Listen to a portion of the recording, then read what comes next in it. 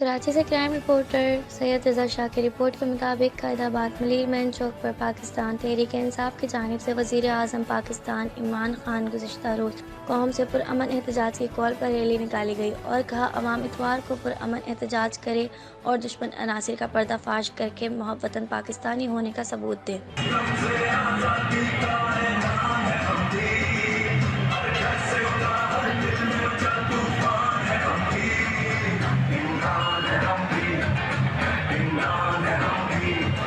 Rally کی سربراہی حلیم عادل شیخ، خرم زمان حاجی، مظفر علی شجر، ڈاکٹر مسرور سیال، عادل شیخ وغیرہ دیگر کارکنان اور پاکستانی عوام نے کی۔ قائدین نے شرکت سے خطاب کرتے ہوئے کہا کہ پاکستانی عوام عمران خان کے ساتھ ہے، کسی بیرونی طاقت کو ہم اپنے وطن میں حاوی ہونے نہیں دیں گے۔ عمران خان کے ساتھ پاکستان کے خاطر گلی گلی میں نکل کر پاکستانی دشمن کی سازش کو بے نقاب کریں گے۔